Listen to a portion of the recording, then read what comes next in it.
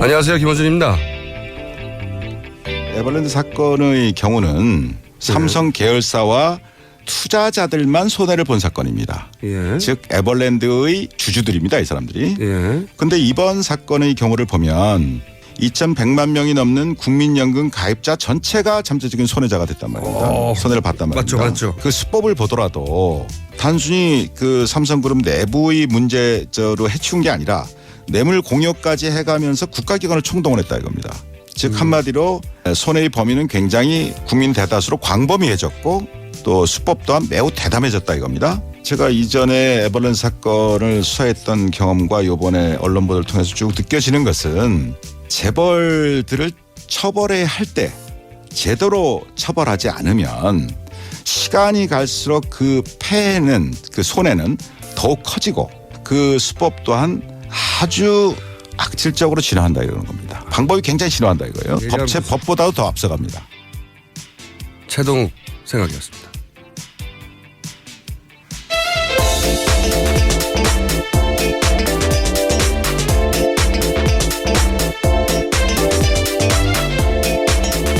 자, 시사인의 김은지입니다. 네, 제가 오늘 스튜디오 들어오는데 그 나가는 앞방송의 김보빈 진행자 그리고 PD하고 마주쳤어요. 네네. 네. 서로 마주치자마자 서로 아무 설명도 없이 하이파이브를 사람들이 설명하지 않아도 다 이심전심입니다. 네, 이심 점심이요? 예, 전심 아침입니다. 아침. 네, 뉴스를 전해주십시오. 예, 저도 오늘 공장장 뵙자마자 750원이라고 외쳤습니다. 어떻게 하실지 나중에 밝혀주십시오. 저는 그 750원의 용돈을 앞으로 삼성 사장단과 의논해 보겠습니다. 네. 바쁘실 것 같은데요, 그쪽 네. 지금. 자, 네, 이재용 부회장이 오늘 오전 5시 35분 정도에 구속됐습니다. 재청구 끝에 영장이 나온 거죠. 자, 저희가 사실은 아침에 제가 오자마자 저희 뉴스공장 팀과 오늘을 기억하기 위해서 준비한 음악이 있습니다. 예, 먼저 들려드리겠습니다. 나라 밝은 나라 마음과 춘천의 밝은 나라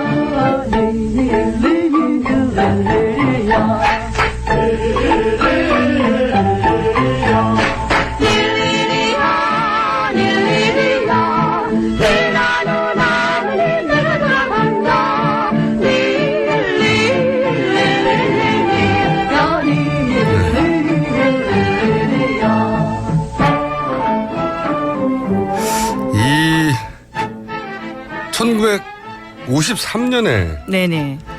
무려 64년 전에 결성된 김시스터라고 들어보셨습니까?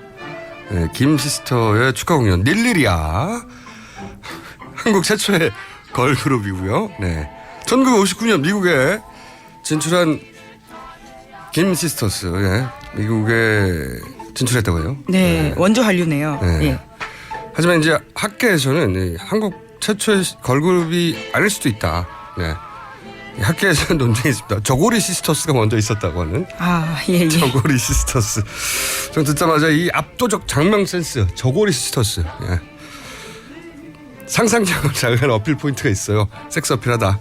어쨌든 그런 학계 논란은 있지만 통설은 이 김 시스터스입니다. 네.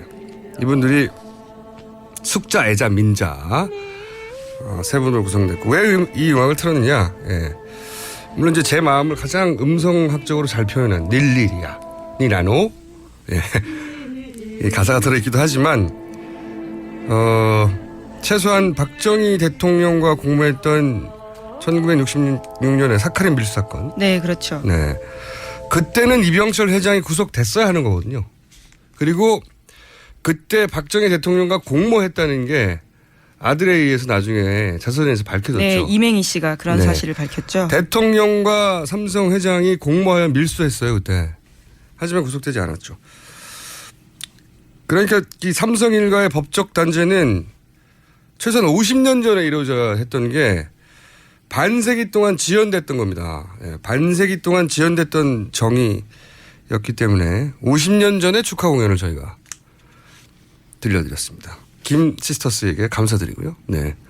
그리고 혹시 저고리 시스터스에서 자세히 아시는 분들이 있으면 저한테 이 논란을 끝낼 수 있도록 정보 부탁드립니다. 네.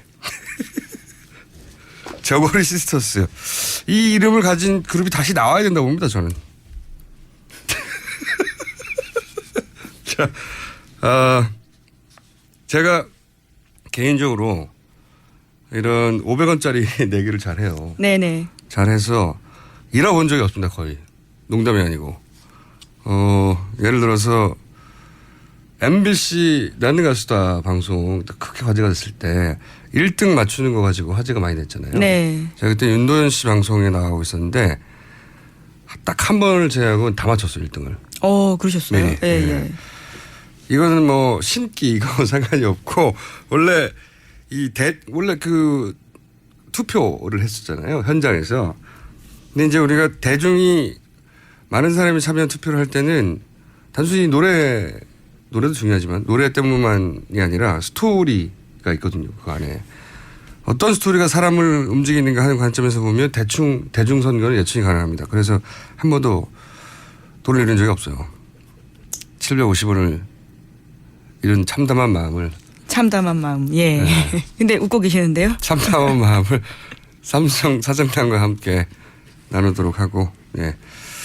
자, 이 대목에서 한정석 판사는 왜 이런 판결을 내렸을까요? 네, 이렇게 이야기했습니다. 새롭게 구성된 범죄 혐의 사실과 추가로 수집된 증거 자료 등을 종합할 때 구속의 사유와 필요성이 인정된다. 아직 언론에 나오지 않은 것 같은데 이제 풀된 건가요? 네네. 오늘 새벽에 영장 관련된 뉴스를 전하면서요. 이렇게 법원에서 알렸습니다. 그렇군요. 이건 이제 그 소위 법원 출입 기자들 사이에 풀된 내용을 저희가 먼저 알려드렸고요. 네. 근데 저는 이제 단순히 법리적 판단을 넘어서서 이 한정석 판사에게는 대단히 존재론적 결단, 그 정도였을 거라고 봐요. 왜냐하면 앞으로 내가 어떻게 살아가야 하는가.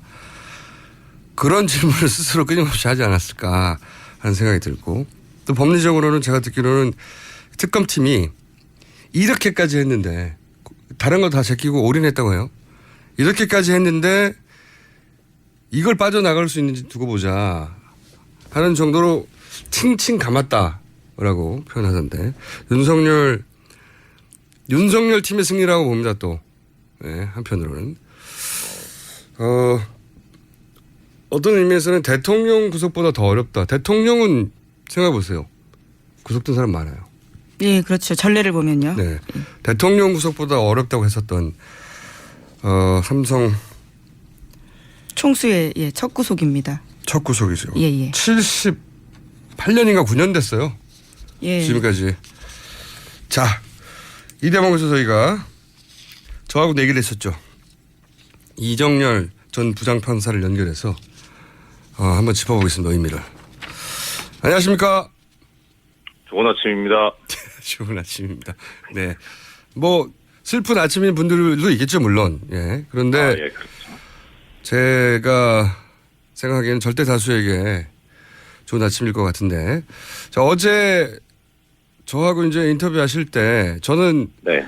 이거는 이때까지 79년의 역사를 볼 때 기각될 가능성이 높지만 윤석열 팀이 워낙 칭칭 감아서 20% 정도 가능할 거라고 본다 하셨는데, 그 부장 판사님도 어렵지만 이러저러한 징후 때문에 한 40% 정도는 가능하지 않겠나 이렇게 하셨잖아요.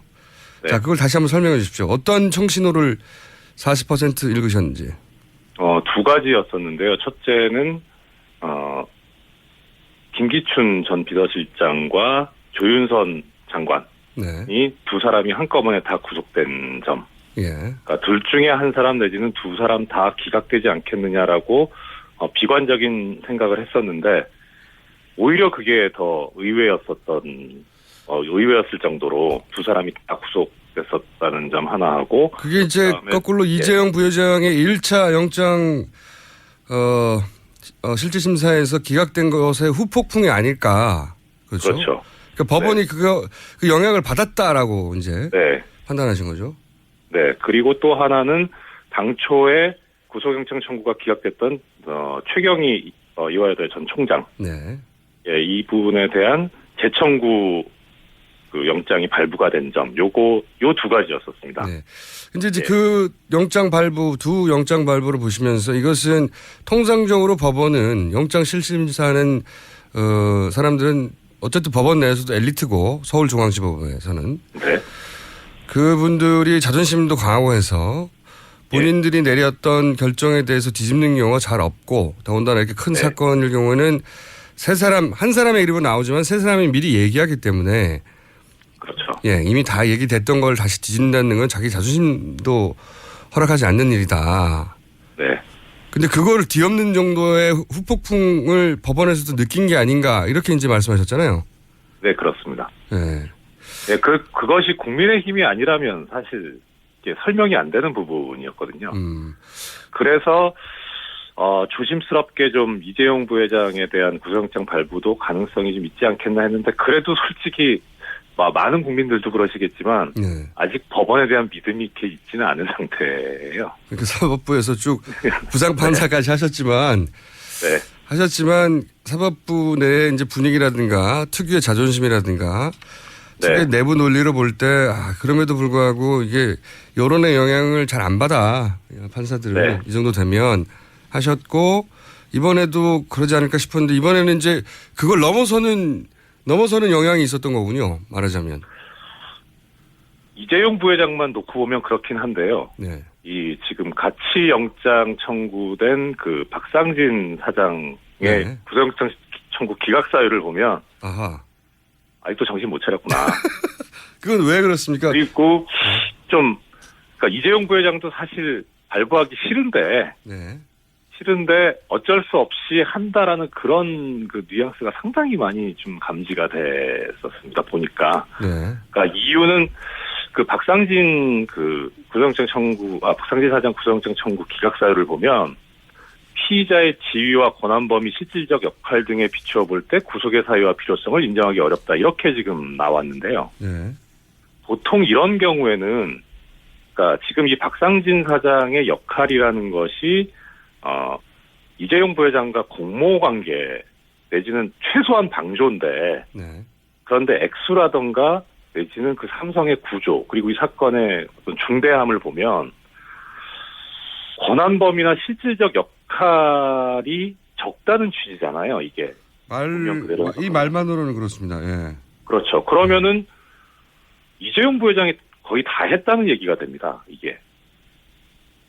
그러네요. 그렇게 해석하면. 그러면은, 그렇게 보면 이 사건에서 이재용 부회장은 엄벌을 면할 수가 없다는 식으로 해석이 되기는 한데, 그거는 뭐 긍정적인 신호인데, 이 삼성의 구조라든가 이 그간의 일련의 이 과정들을 보면, 이 박상진 사장이 단지 하수인일 뿐이냐, 아무 어떤 의사결정에 영향을 미치지 못하고 그냥 시키는 대로 하는 사람이냐, 그건 아닐 거거든요. 저는 이렇게 이제 이해했었거든요. 삼성의 상징적인 그 인물인 한 번도 단죄된 적이 없던 총수 일가를 구속했으니 나머지는 여러 가지 뭐 경제 여건이라든지 그런 얘기 많이 하잖아요. 국가 경제라든지 뭐 삼성의 내부 사정이라든지 봐서 죄가 없다기보다는 이 정도에서 왜 가족을 구속시킬 때 아버지 구속했으면 아들을 구속하지 않고 이런 의미로 받아들였는데 그렇게 볼 수 없습니까? 그러니까 그것이 바로 정신 못 차렸다는 그렇군요. 생각입니다. 그러니까 그게 그렇게 보게 되면 그러니까 지금 뭐 어제도 그렇고 계속 이제 최동욱 전 총장님 인터뷰도 나오고 했었는데 이 박상진 사장뿐만 아니라 그 외에 뭐 최지성 부회장, 장충기 미래 전략실 차장이라든가 황성수 팀장 전무 이런 그 외에 이제 입건된 삼성 수뇌부들이 있는데 최고위급들이 총동원됐죠, 사실 이 일에. 그렇죠. 그러면은 특히 예를 들어 지금 우리가 가장 분노하고 있는 게 이 국민의 노후 보장이 좀 담보되어 있는 국민연금을 가지고 피해를 입혔다는 거잖아요. 지금 오늘 이제 발부된 이 영장 이 사건에선 국민연금은 크게 지금 연관성이 특히 박상진 사장 관련해서는요. 그럼 이 문구를 그대로 대입해 보면 이 나머지 최 부회장이나 장 사장이나 이 사람들에 대한 구속영장도 어렵겠구나. 이렇게 해석이 되거든요. 그러면은 그런데 예. 판사님은 박상진 삼성전자 대부분 사장 겸 대한승마협회장의 기각된 영장을 3차로 다시 신청해야 한다는 말씀이십니까? 저는 원래부터 다 발부돼야 된다라고 하는 입장이긴 했는데 그게 이제 법원의 판단과 다를 수는 있습니다. 하지만은 이 법원이 내세운 그 기각 사유가 너무 좀 강할 뿐만 아니라 거기서 비춰지는 인식이 네. 조금 전에 이제 공장장님 말씀하신 대로 아니 뭐 부회장 총수 구속했으면 됐지 뭘 여기까지 하냐라는 이런 그 아주 단순한 생각인 것 같아서 이게 저한테 지금 단순하다고 하신 거예요? 예 아니요.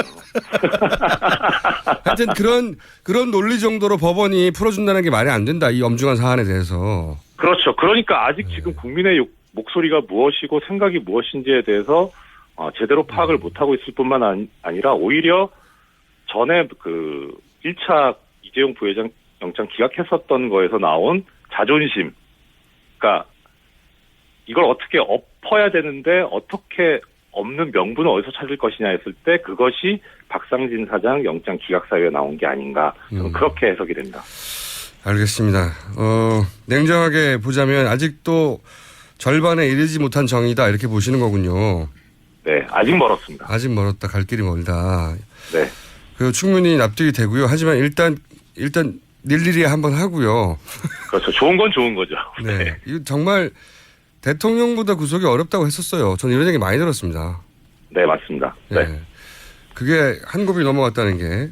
자, 그리고 그게 사실 촛불을 들었던 그 사람들의 마음이 가장 큰 작용을 했다는 게, 예.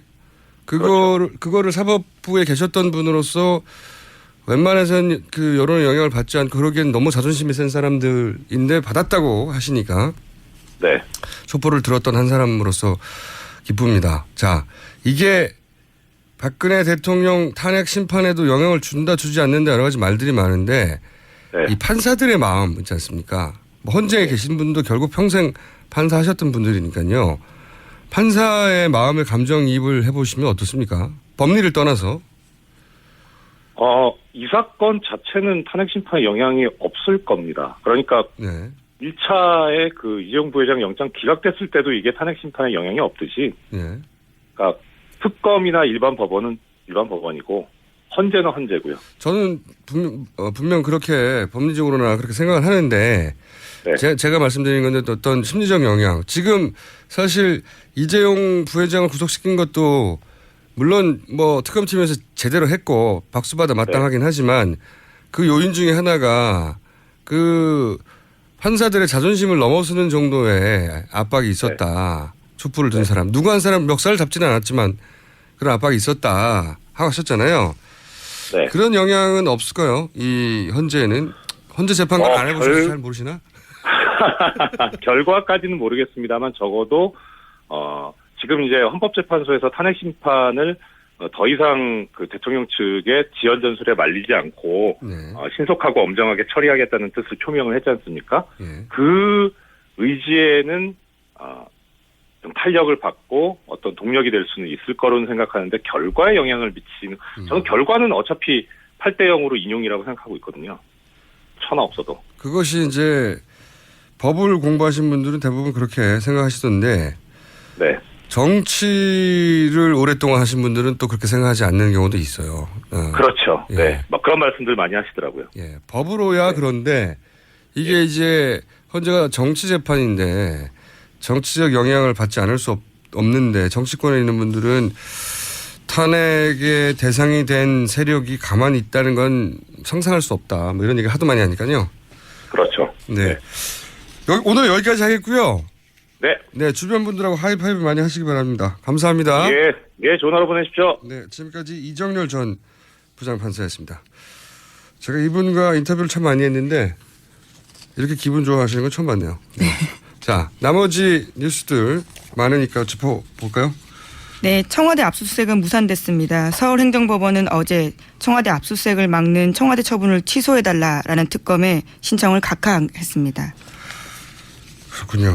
압수수색 사실 이런 의미예요. 제가 보기에는 아니 법원은 영장 내줬지 않냐. 네. 압수수색 영장요. 네. 예. 우리 보고 어떻게 하라는 거냐 이런 의미로 이해가 됩니다. 사실 청와대가 안 한다는데 우리가 이걸 다룰 지금 계제가 아니야. 물론 법적으로 따지면 굉장히 저도 자세히 읽어봤는데 복잡하게 써 있습니다만 이 공을 우리한테 던지면 어떡해.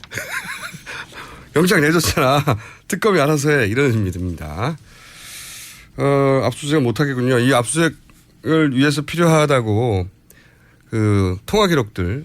네, 차명폰 통화 기록이었죠. 그러니까 특검에서는 특정했다고 했죠. 이 폰과 이 폰, 이 번호와 이 번호는 최순실과 박근혜 대통령이 통화한 것이고 횟수를 다 특정하였다고. 그래서 이 폰을 찾아야 되겠다고 이런 이유도 내세웠는데 일단 압수수색은 안 될 것 같고 압수수색이 안 될 뿐만 아니라 대통령 대면 수사도 사실은 대면 수사의 필요성이 더 커졌단 말이에요 이제. 네, 그렇죠. 뇌물을 준 사람으로 특정이 됐고 받은 사람이 이제 박근혜 대통령이 되는 거잖아요. 이렇게 되면. 예, 그 혐의가 상당 부분 소명이 됐다라고 법원에서 판단하고 있기 그러니까요. 때문에요. 그러니까 준 사람은 잡혔고 이제 네. 받은 사람을 수사하는 필요가 분명히 특검 수사 종료되기 전에 필요한데 안 한다고 했지 않습니까? 대면 수사. 네. 청와대에서는 주기적으로 할 거라고 아직도 뉴스가 찾아보면 나옵니다만은 안 합니다. 자. 이렇게 되면 이제 특검을 연장해야 된다는 국민들의 목소리는 더 높아질 텐데. 그죠? 네, 그래서 특검도요. 공식적으로 수사기간 연장 신청서 냈습니다. 그런데 황교안 권한대행 쪽에서는요. 그런 것들을 받긴 했지만 아직까지 현 시점에서는 구체적인 답변을 내놓기는 힘들다라고 말하고 있습니다. 이게 언론도 이게 그 포인트를 바꿔야 돼요. 왜냐하면 애초에 이 특검의 법안을 여야가 합의할 때 처음부터 100일을 냈거든요. 근데 당시 지금은 자유당 이전 새누리당이 요청을 했어요. 70+30으로 가자. 그래서 그러면 70에서 끝내려고 하는 그런 어떤 꼼수 아니냐 했을 때 아니다. 이것은 일단 당내에 동의를 얻기 쉽게 하기 위함일 뿐이지 연장 신청을 하면 당연히 연장을 해주는 것으로 합의하고 시작한 거예요. 여야가. 그러니까 합의가 된 겁니다. 이거를 법리적으로 지금부터 따져봐야 하기 때문에 좀 기다려봐라 라고 대답할 게 아니거든요. 지금 구체적 답변을 내놓기 힘들 이유가 없어요. 애초에 합의한 대로 연장해 주겠다고 해야 하는 게 답인데 왜 연장해 주지 않을 가능성을 남겨두는 거죠? 라고 물어봐야 되는 거죠. 그 이전에 합의로 돌아가시면 그렇습니다. 그 기자분들도 질문을 할 때 왜 안 될 수도 있는 가능성이 있는 것처럼 얘기하는 거죠? 원래 합의했는데 이렇게 물어봐야 되는 겁니다. 안 해줄 것 같죠? 이러는 거 보면. 야, 특검 저는 이제 아침에 뉴스를 보다가 야, 이 특검은 1년간 가야 되겠다. 이 특검에게 1년을 맡기면 오랫동안 해결하기 힘들었던 문제들 근본적으로 해결될 수 있겠다고 생각했는데 1년이 아니라 30일도 안 해줄 것 같은 상황이긴 합니다. 이걸 어떻게 풀어낼지 야권에서는. 다음 뉴스는요? 네, 어제 헌법재판소가 탄핵 심판 변론을 2월 24일에 끝내겠다 이렇게 밝혔습니다. 알겠습니다. 그러니까요 3월 둘째 주까지 선고가 나올 것으로 보입니다. 자, 그건 또 두고 보기로 하고요. 시간이 많이 됐고 그래서 제목 정도 몇 가지 짚어볼까요? 네, 말레이 경찰이 어제 밝힌 내용인데요. 김정남 암살에 가담한 6명이 특정 국가의 정보기관에 소속된 공작원은 아닌 것으로 보인다고 이야기했습니다. 제가 사실은 첫날부터 얘기했지 않습니까? 네. 이거 우리 국정원에서는 그리고 TV조선에서는 단정하고 일본의 북한의 공작원이다라고 했는데 국적도 밝혀지고 있고 너무 이상하고 부자연스럽다. 무슨 택시를 타고 도망가냐. 훈련된 게다가 훈련된 스파이들이 얼굴을 다 드러내놓고 네, CCTV에 상당 부분 다시 돌아오고 그래서 그런 얘기도 했었어요. 제가 이 사람들은 상대가 김정남이었는 것도 몰랐을 수 있고 그리고 이 사람들은 고용된 사람인 것 같고 그 고용주들이 누군지 밝혀도 또 한 번 쿠션을 먹고 그 뒤에 그 소위 이 두 번째 고용주들 있을 수 있다 이렇게 생각이 들어요. 저는 이 사건이 명명백백하게 밝혀질 가능성은 대단히 낮다고 보고요. 예.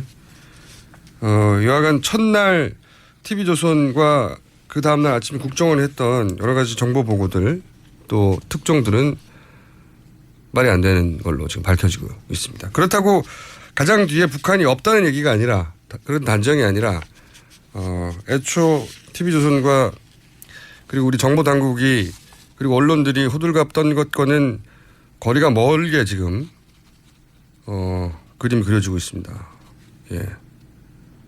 나오자마자 독침 암살 북한 공작원 막 떠들어댔습니다만 자, 이 뉴스는 저희가 계속 다뤄가긴 하겠지만 사실은 우리 전 국민이 주목할 뉴스는 아닙니다. 현재 가장 1순위로.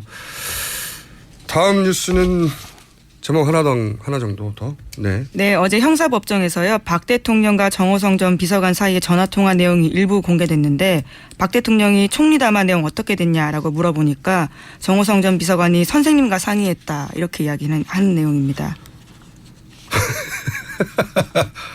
허를 찌르는 뉴스가 또 나왔네요. 총리 담화를 네. 본인의 내용뿐만 아니라 총리 담화도 네, 그러자 박 대통령이 네네 이렇게 답했다고 합니다. 여기서 선생님은 물론 최순실이고. 예, 그렇죠. 네. 야, 이런 뉴스를 보고도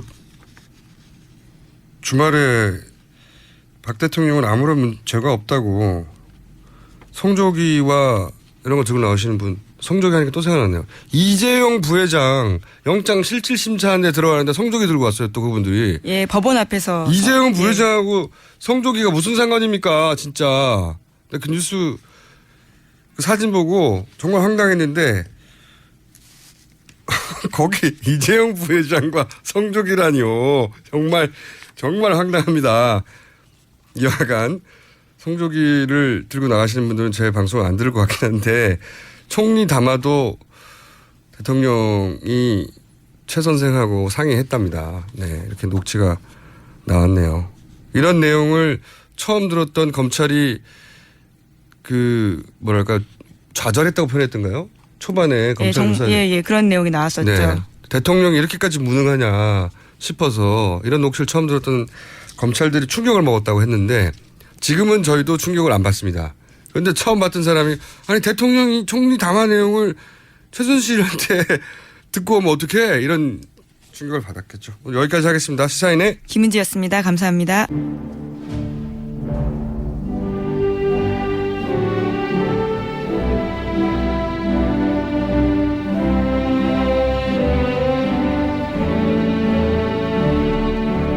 친애하는 국민 여러분 안녕하십니까, MB입니다. 국민 여러분 오랜만입니다. 그동안 제가 없어서 얼마나 적적하셨습니까? 사실 저 그거 알고 있었습니다.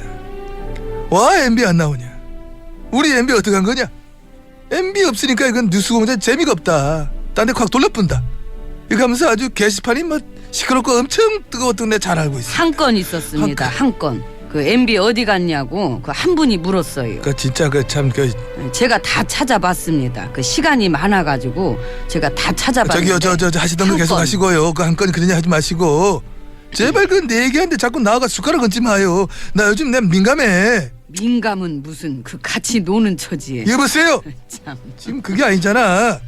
GH님이야 이미 맛이 갔지만은 나는 지금 간당간당하다 권리가 있어. 자꾸만 내 걸고 넘어가봐 그런 인간은 많아요. 지금 나 지금 상당히 좀 예민하고 바빠. 바쁜 와중에 여유를 갖고 같이 놉시다. 응? 떨어져. 어차피 우리 한 몸인 거 다 아는데. 이 정도 누굴 잡으려면 저리 가. 이리 와봐. 요즘에 가자. 재밌는 드라마인데 같이 어주라. 봅시다. 예?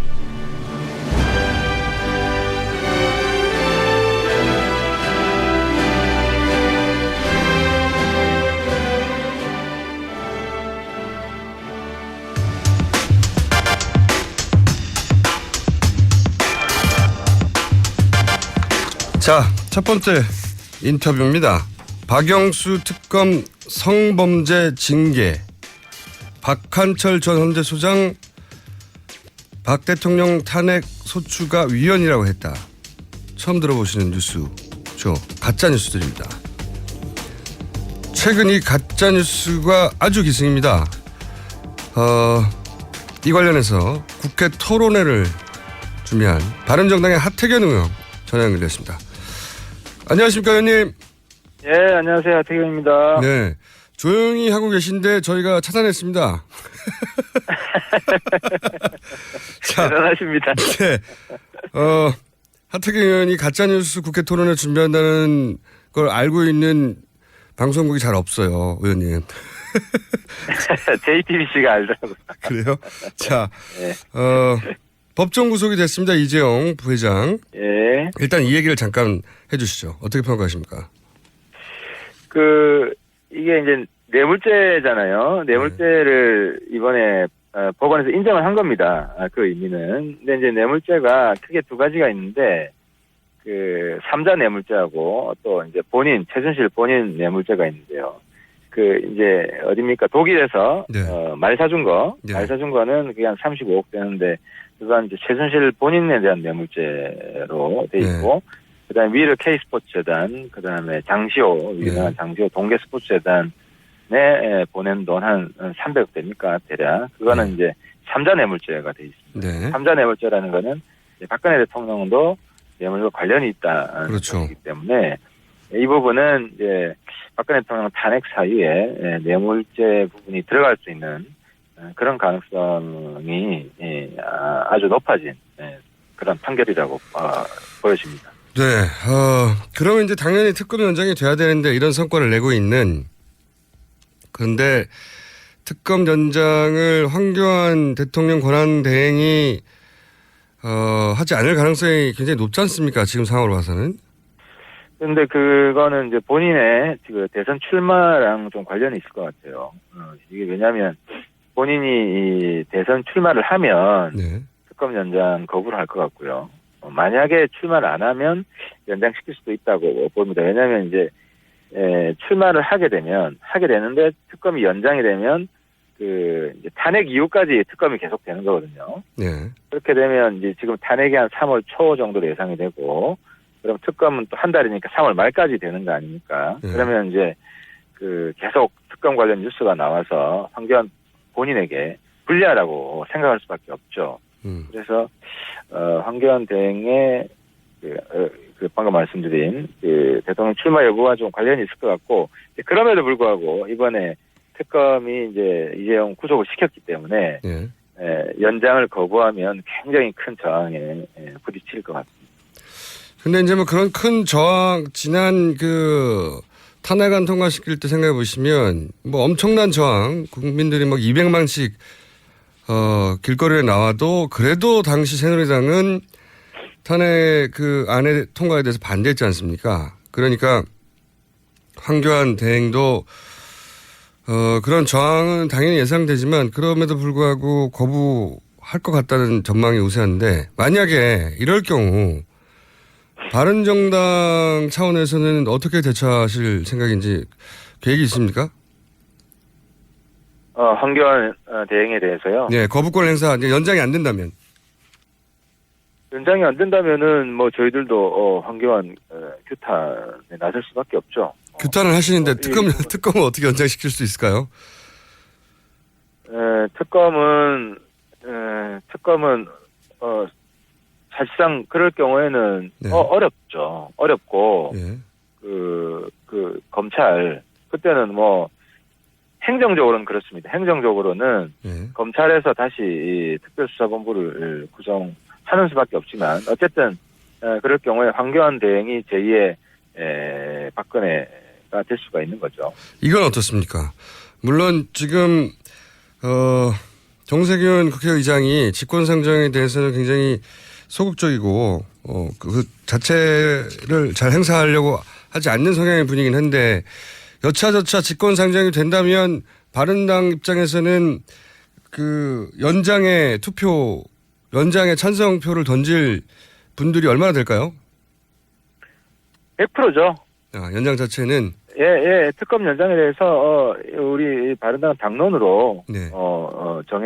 정했습니다. 정했고 특검 연장을 그러니까 지금 이제 자유한국당이 반대하는 걸 말씀하시는 거예요? 아니면 국회를 통과하고 나서 황교안 대행이 그거를 수용 안 하는 걸 말씀하시는 거예요? 아니죠. 제 말은 직권 상정이라고 하는 이제 좀 비정상적인 절차를 통해서라도 상정되기만 하면 거기서는 이제 찬성표를 바른당은 던질 거라는 거죠. 제가 궁금했던 건 그겁니다. 그러니까 이제 직권 상정이 두 가지인데 네.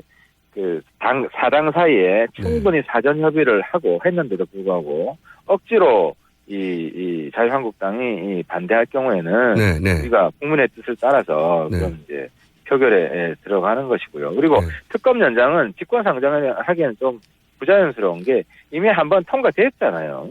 네. 통과됐고 이미 통과된 법안을 연장시키는 거예요. 근데 제 말은 뭐냐면 개정안을 내겠죠. 그 경우에는. 네, 그렇죠. 그러니까 완전히 새로운 신법이라고 하기에는 이거는 뭐 그렇게 보기는 어렵기 때문에 직권상정이라는 말도 이렇게 적절하지 않은 것 같고요. 근데 어쨌든 뭐 황교안 대행이 지금 신법 새로운 법 말고 이번에 지금 특검이 30일 연장 기존 법에서 30일 연장 요청을 했는데 뭐 이게 통과되는 게 저는 제일 바람직하다고 보는 거예요. 안 될 경우에 대해서 여쭤봤는데 자 그러면 요 사안은 뭐 직권상정이 될지 안 될지 그거부터 굉장히 어려운 일이라 다시 한번 나중에 여쭤보기로 하고 자 가짜뉴스 얘기로 넘어가 보죠. 가짜뉴스를 왜 토론회를 열어야 되겠다고 생각하신 겁니까? 이거는 우리 사회가 완전히 그 해방 직후에 그 이념 싸움으로 완전히 두동강 났지 않습니까? 네. 그리고 온갖 더티 플레이들이 있었습니다. 그 해방 직후에는 아시겠지만 이번에 뭐 김정남 암살됐지만 당시에 뭐 김구선생도 뭐 암살되고 그 정도로 뭐 폭력까지 동원되는 그런 시절이었는데 이 가짜뉴스가 그런 사회를 만들 수가 있습니다. 지금은 아직 폭력 행사까지는 안 갔는데 사실상 말로는 완전히 뭐 서로 전쟁 중이고 근데 이런 사태를 유발한 것이 왜 그러냐면 서로 세뇌가 있어요. 특히 그 맞불 집회하는 쪽에서는 가짜뉴스가 진실이라고 믿고 거기에 근거해서 지금 행동에 나서고 있는 거거든요. 이 가짜뉴스가 가짜다는 것을 계속 폭로하고 그 가짜를 믿는 사람들이 좀 그 마음을 바꾸게 하지 않으면은 대한민국 정말 후진국으로 떨어진다. 이런 절박한 심정이 있어서. 자, 거기까지도 저는 충분히 동의하는데 거기까지는 이 가짜뉴스가 유포되는 양상을 보면 저도 좀 찾아봤는데 우선 가짜뉴스가 단순히 뭐 예전에 그 시발단 댓글 알바단처럼 수준 낮은 그런 장난이 아니라 여론 조작이 아니라 기사가 만들어지는 양식을 보면 이거 전문가들인 것 같다는 생각이 들 정도 점점 더 정교해지고 배포되는 것도 보면 막 윤정기 돌려서 몇백만 부씩 돌리는 경우도 있고 이게 누가 지금 이거를 주도하고 있을까요? 어떻게 보십니까? 그러니까 원래 박근혜 대통령 지지자들이 한 최소한 30% 그죠? 이 정도 있었는데 탄핵 국면 이후에는 이게 많이 떨어졌어요. 떨어지더라도 지금 한 심정적 지지자들이 한 10% 이상은 있다. 10% 내지 20%가 탄핵 반대하는 측이 있지 않습니까? 그래서 기본적인 자금은 이 신문 광고를 내잖아요. 탄핵 반대 집회를 하면. 근데 광고 비용이 예를 들어 500만 원이다. 그러면 지금 모금으로 들어오는 게 한 10배는 된다고 그래요. 모금으로? 예, 5천만 원 이상 들어오는 거죠. 그래서 이런 부분들이 기본적인 자금으로 활용이 돼 있고, 물론 뭐 다른 자금은 뭐 제가 정확히 뭐 알지를 못하니까. 그리고 여기에 모이는 사람들도 실제로 갈수록 늘어나고 있잖아요. 그러니까 자기 세뇌가 되고 있는 거예요. 그리고 종이로 뿌리는 것보다 더 파급 효과가 큰 게 카톡이나 문자로. 맞습니다. 예, 저한테도 지금 뭐 하루에 한 500통 이상 문자가 오는데 그 중에 한 절반이 가짜뉴스예요. 이게 저는 굉장히 조직적이라는 생각이 들거든요. 조직적이고 이건 전문가들이 여기 참여했다는 생각이 들어서 아마추어들끼리 만들어내는 게 아니라 이건 누가 뭐랄까요 컨트롤 타워가 있다는 생각이 들어서 제가 여쭤보는 건데 혹시 세뇌를 하는 가짜뉴스를 생산하는 컨트롤 타워가 저도 있는 것 같아요. 그러니까 그렇죠. 그 내용이 예. 내용이 굉장히 정교하고 네. 언론 기사 예. 그 양식에 딱 맞고 이거는 맞습니다. 프로가 아니면 할 수 없는 겁니다. 훈련된 사람들이 만드는 초반만 하나도 아니었는데 점점 이 훈련된 사람들이 여기 참여하고 있다는 생각이 들더라고요. 예, 그렇습니다. 네, 기사를 만들어 본 정도의 훈련된 사람들이다 생각이 드는데 이 컨트롤 타워는 어디라고 보십니까? 이게 일종의 범죄 행위인데. 그렇죠. 범죄죠. 제가 이제 서석구 변호사를 가짜뉴스 제조기라고 제조기. 맨 공격을 했고, 네. 그리고 서석구 변호사를 대한변협에 징계를 요청을 했는데요. 네. 이 서석구 변호사가 헌법재판소에서 네. 3가지 가짜뉴스를 퍼뜨렸어요. 그 중에 이제 하나는 노동신문에 속은 거, 하나는 자기가 속아서 퍼뜨렸다고 그랬고, 이제 사과를 했고, 네. 나머지 2개는 본인이 만들었어요. 근데 이 만드는 곳이 헌법재판소라는 게 굉장히 충격을 받았던 거예요. 그리고 그 변호사가 장소를 말씀하시는 거죠. 만들었다는 표현은 헌재 재판정에서 그런 말을 했다는 거죠. 아니, 예, 헌법재판소장에서 네. 그 가짜 뉴스를 진짜인 것처럼 네, 네, 네. 말을 했다는 거죠. 네. 그래서 거기에 충격을 받았는데 그 내용을 보면 예를 들어서 버스차가 이번 집회에서 50대가 파손이 되고 뭐 경찰이 110몇 명이 다쳤다. 그런 말도 했습니까? 그 말을 그 말을 했어요. 그 말을 하고 나서 온통 이번 촛불 집회가 폭력 집회다. 그래서 파손된 버스 사진들이 막 유포됐거든요. 어허. 그래서 제가 확인해 보니까 이게 요번 집회가 아니라 2015년 집회에 있었던 일이에요. 근데 2015년 집회라는 걸 딱 특정하지 않고 네. 그 집회를 해요. 근데 그 집회가 앞에 맥락을 보면은 이번에 촛불 집회예요. 뭐 단두대도 있고 뭐 한 이석기 석방관하고 한 그 집회가 요번 집회거든요. 그러니까 촛불 집회가 폭력 집회라고 많은 사람들이 알고 있어요. 특히 그 맞불 집회 나오는 사람. 아, 이거는 말씀을 듣고 보니까 의도적이라는 생각이 확 드네요. 그렇죠. 이런 거를 그래서 서석구 변호사 그 발언이 나오고 나서 이 가짜 뉴스가 엄청나게 퍼진 거예요. 왜냐 헌법재판소에서 이런 얘기가 있었으니까 사람들이 신뢰가 가지 않습니까? 그죠. 헌재 재판소고 그리고 변호사인데 법정에서 이런 발언을 했는데 그걸 따서 뉴스로 가짜로 만들고 그걸 퍼뜨리고 하는 메커니즘이 돌아가고 있는 거네요. 지금 보니까. 그렇습니다. 그리고 또 한 가지 사례가 좀 전에 말씀하셨죠. 헌법재판소장이 탄핵 소추 절차는 위헌이다. 이런 네. 말을 했다. 이거는 어떻게 된 거냐면은 월드 미래판 연구소장이라는 얼굴은 안 나와 있어요. 익명의 분이 네.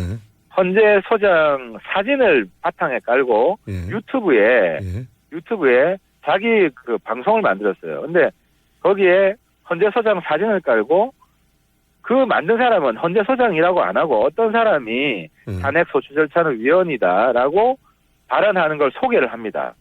근데 헌재 소장 말이 아닌데 헌재 소장 사진을 거기 깔아요. 굉장히 교묘하네요. 그러니까 그걸 보는 사람 입장에서 헌재 소장이 저런 말을 했구나라는 착각이 들게끔 유도를 한 거죠.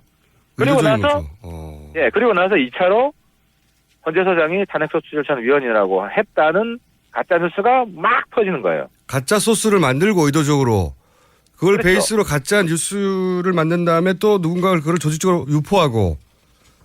그렇죠. 월드 미래판 연구소장이라는 사람은 자기가 법적인 걸 피해가기 위해서 헌재 소장 사진을 깔 필요가 없는데. 그러니까요. 그 법은 피해가거든요. 왜냐하면 내용은 그렇죠. 헌재 소장 이야기가 라는 언급이 없기 때문에. 왜 사진을 걸었냐고 하면 이거 헌재에서 있었던 일이니까라고 하겠죠. 아니죠. 헌재에서 있었던 일이 아니에요. 어떤 댓글에 이제 뭐 이거 위헌이다라는 그런 주장이 있는데 그걸 소개한 거고. 제 말은 그렇게 이야기하겠네요. 지금 헌재에서 이런 일이 일어나고 있으니까. 그렇죠. 그런 식으로 변명하겠죠. 그렇죠. 법적 검토를 한 다음에 법적으로 피해갈 수 있는 만큼만 하고 그걸 소스로 다시 퍼뜨리고 이런 거네요. 지금까지는 자명하게 그런 방식으로 되고 있는 거죠.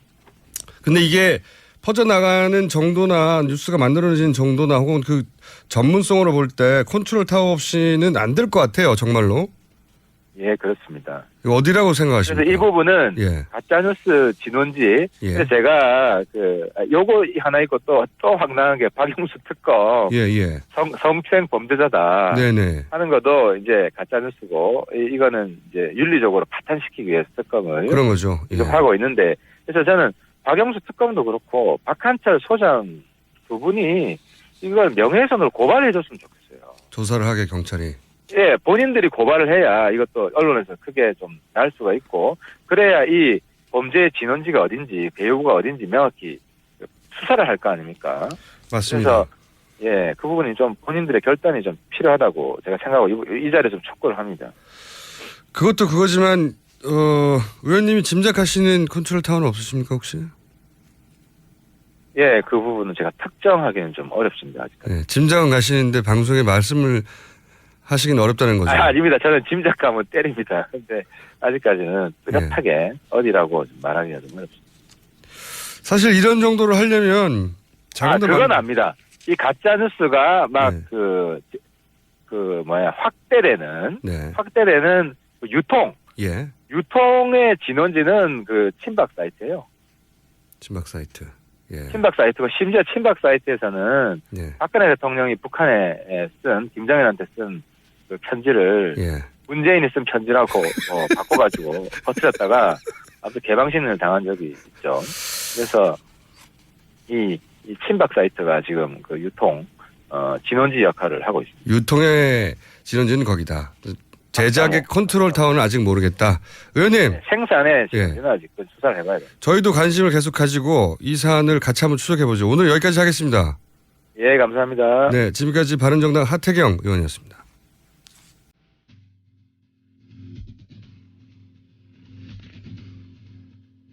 자, 잠시 후 3부에서 다시 뵙겠습니다.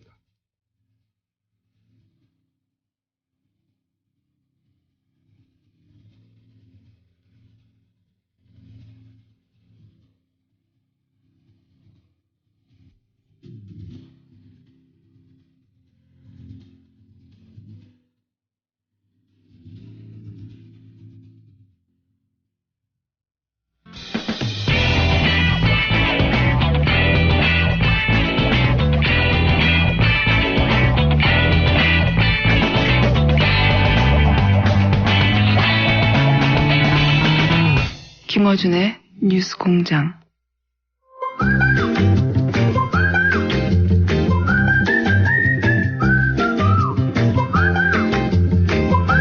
자, 어려운 이름 사회경제연구소. 칼 머시기 사회경제연구소의 정태인 소장님 나오셨습니다. 네, 안녕하세요. 안녕하십니까. 칼폴란입니다. 자, 삼성 전문가신데 삼성 이재용 부회장이 구속됐으니까 한마디 하지 않으실 수 없죠. 네, 뭐 창사 79년 만에. 79년. 예. 네. 딴직으로는 아직 구속된 적 없죠, 총수가. 네, 창사 20여 년 동안 법정을 많이 들락했습니다. 많은 제가 법정에서 다 이겼습니다. 이때까지는. 네. 네. 불패의 피의자. 네. 네, 딴지 총수도 구속될 수 있다는 사실을 보여줬죠. 한국 1위가 구속이 됐기 때문에. 네. 79년이니까 전 아직 59년 남았어요. 네. 이 정도면은 진짜로 대통령보다 구속시키기 어렵다. 삼성은 이런. 네, 그렇죠. 항상 그 법원에서 경제를 걱정해서 구속시킬 수 없다라고. 국가 경제를. 예. 아마 이번에 증명될 거예요. 구속돼도 아무 문제 없다는 게 증명될 거예요. 다른 재벌들 회장들이 구속되고 나서 아무 문제가 없었다는 게 사실 여러 차례 지속적으로 입증됐음에도 불구하고 삼성만은 그 논리가 통했는데 이번에는 드디어. 네. 저 특검에 저는 박수를 보냅니다. 정말. 네. 네. 이거는 특검의 승리이기도 하고 사실 촛불의 승리이기도 하다고 그 사법부의 분위기를 아는 분들이 얘기를 많이 하더라고요. 그렇죠. 촛불이 없었으면 네. 삼성 총수가 구속될 일은 없었겠죠. 이건 확실하죠. 누가 생각을 하더라도 확실하죠. 네.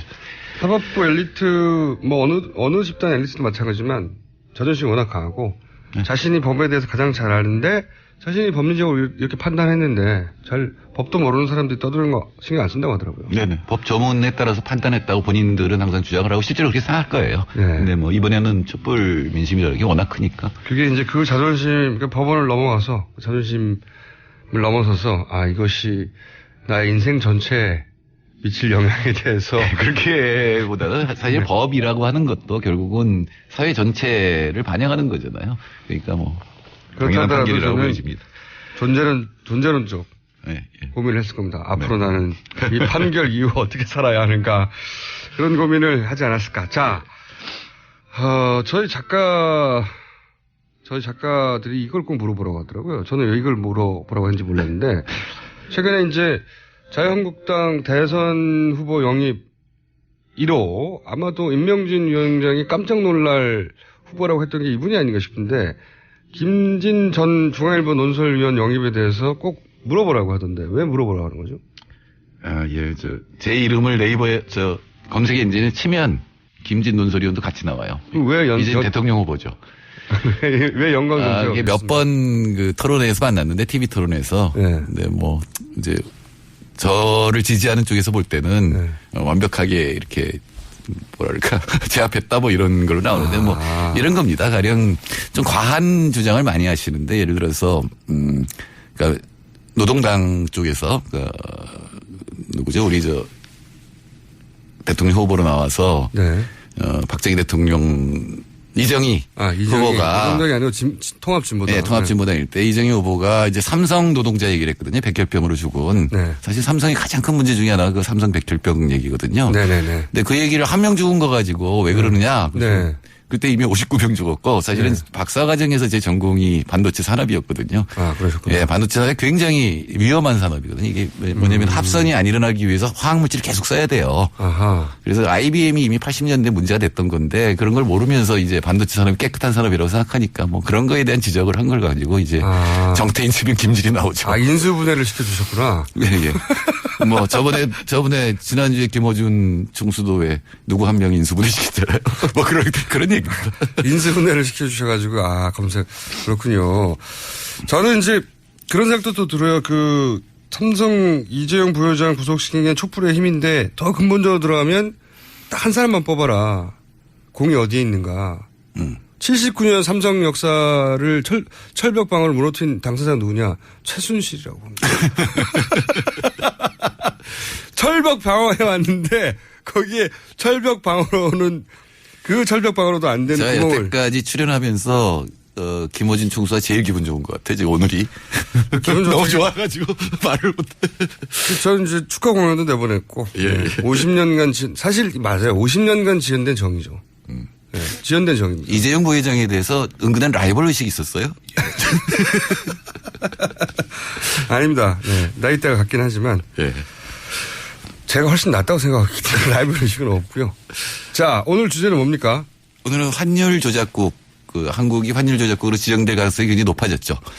이게 처음에는 트럼프가 중국과 일본을 환율 조작국으로 지정할 거라는 식의 뉴스가 나왔었어요. 한 달 전쯤에는. 네. 그렇죠. 근데 이게 우리나라에 지금 불이 떨어지려고 합니까? 네, 저는 중국을 대상으로 물론 얘기를 한 건데 함부로 중국은 지정하기 어렵고 실제로 중국을 환율 조작국으로 지정하면 중국이 보복을 할 거거든요. 네. 한국은 얌전할 가능성이 높지만 중국 보복을 할 거 그러면 미국이 더 타격이 클 가능성이 높아요. 물론 중국의 의존도가 더 높기 때문에 중국이 경제적으로는 더 타격이 심하지만 그러니까 스티글리츠 같은 그 사람은 그러나 누가 더 내성이 있느냐 누가 더 견딜 거냐. 그렇죠. 중국이 잘 견딜 거다. 중국은 중앙에서 네. 버티라고 하면 버티잖아요. 그냥. 그렇죠. 보조금을 줄 수도 있고 기업들한테. 그리고 네. 또 소비자들이 문제가 있거든요.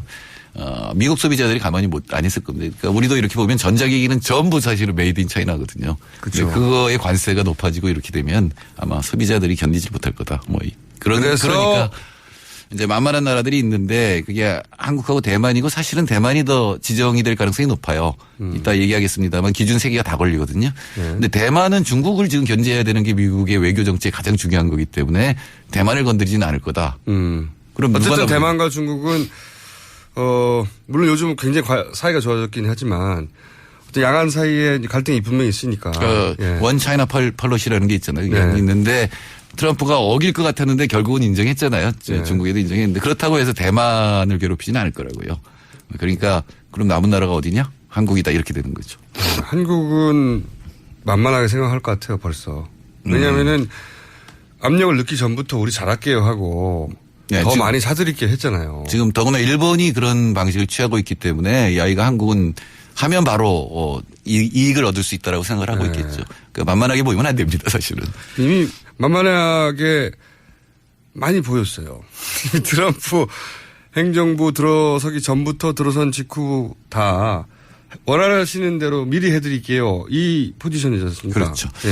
근데 이제 정권이 바뀔 거잖아요. 그래서 이 바뀌는 정권이 어떤 태도를 취하느냐 굉장히 중요한 거고, 그리고 우리 촛불 시민들도 그 어떤 태도를 취할 거냐에 대해서 논의를 하고 요구를 해야 되죠. 지금 뭐 법원도 그러는데 정부는 뭐 당연히 더 눈치를 보거든요. 자, 환율 조작국 얘기를 짧게 하긴 했었어요. 그때 세 가지 기준이 이제 무역 흑자가 많이 나고, 그 다음에 자기들끼리는 경선 흑자 나고, 네. 그러면서 외환 시장에 개입하고 있는 거 아니냐. 이 세 가지 요건이 충족되면 대상이 될 수 있다. 근데 우리는 다 걸린다고 하셨고. 아니요, 2개가 걸리죠. 앞에 2개.